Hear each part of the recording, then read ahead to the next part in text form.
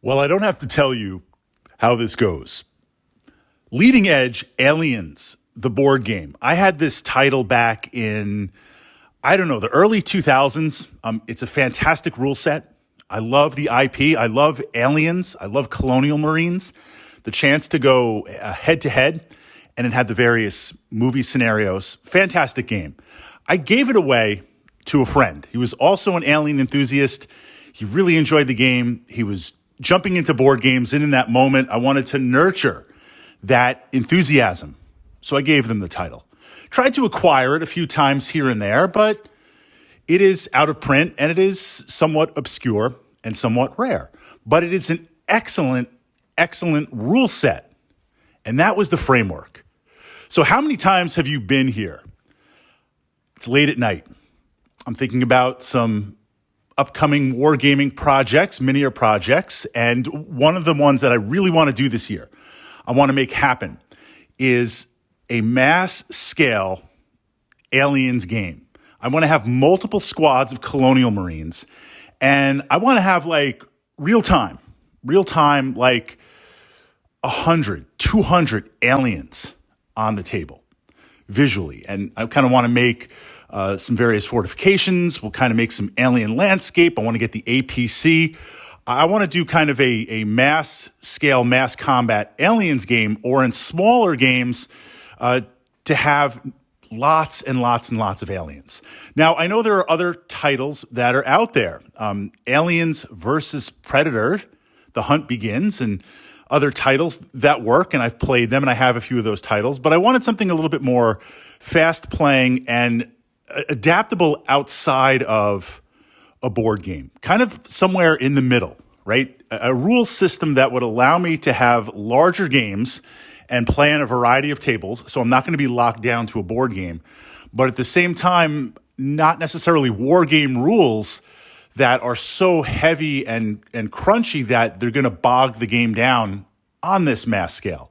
So somewhere in between the two, large scale war game, fast play board game. And the Aliens by Leading Edge rule set is perfect to do this. It doesn't even really need any adaptation. And, the rules are out there. So I'm going to utilize this and I'm going to make this happen this year.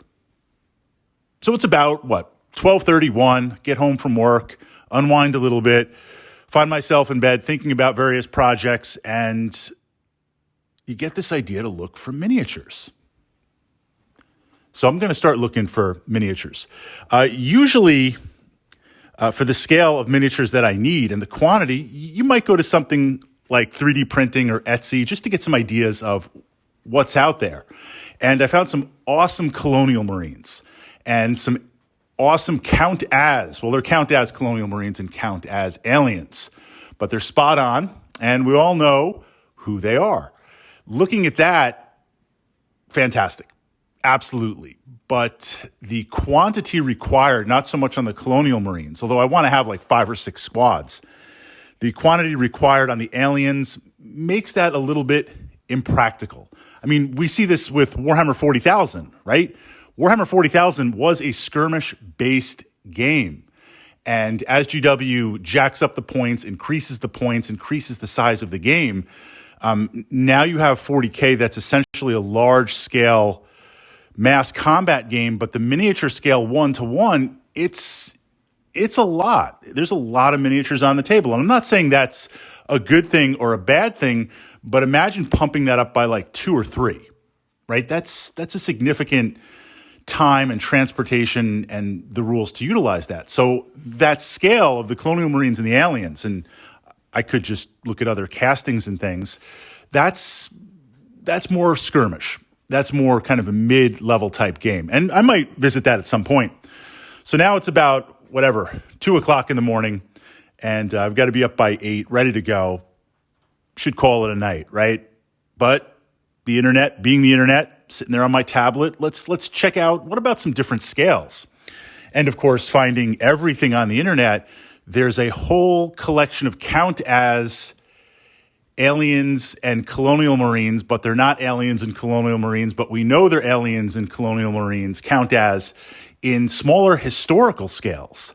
So now I'm looking at those, and that's an interesting scale, because not only is the cost a lot more affordable and possible, it's going to be a lot to paint at a smaller scale, but visually on the table to do some of the scale that I really, really want, that would be awesome. There's this scene in Aliens. I think it was in the director's cut. It was when they restored the sentry guns and everything, where the APC, they've landed. They're going in to check out the trackers for the colonists. And it's a model scene where you've got the atmosphere processor and the APC is rolling up.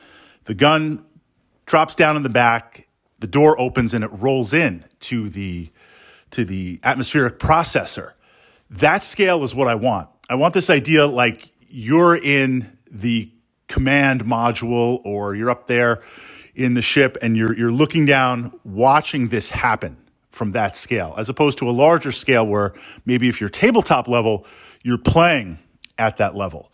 So the smaller scale, kind of historical, I think is going to fit more to the narrative, because I want to have not just a little battlefield, but an entire scape of what's happening on there. And of course, we'll throw in some vehicles and various things like that, maybe aliens, structures, and hive nodes, and all sorts of crazy stuff eventually. So now I'm sitting there, and what I should do is be like, bro, you got to get to sleep. You got to make this happen because you got to be sharp for the next day. But you start calculating, well, power up, caffeine up, ready to go, get through the day. But now I'm building army lists, and I'm like filling up shopping carts, and I'm looking and saying, okay, do you do like one order now and start working on everything, get it on the table? Or do you just do like a mass order and explore from there? And I'm looking at various options and various builds, filling up the miniatures in the cart that I'm going to look at. And right, then we're looking at some terrain, because as long as we're doing this, what about some terrain considerations and vehicle considerations? And now like it's hours and hours later when I should have been doing this like the next day. But there's those moments just where you're inspired to look at something, or you're like, I wonder about that new army. Just what would it take to start a new 40K army? And then next thing you know, you're like 3 or 4 hours in late at night, and you're like, whew, this is kind of intense. So as a miniature wargamer, right? You've been there. You know what I'm talking about. The simplest of ideas, all of a sudden you go down that black hole, and a few hours later you've got like a shopping cart full of armies and customizations and everything ready to go. But that's where I'm looking at for the new year. That's one of the bigger projects. Of course, Battletech, X-Wing miniatures, 40K and all that, absolutely. But that's one of the bigger projects that I really want to work on, and I want to really bring to the table this year.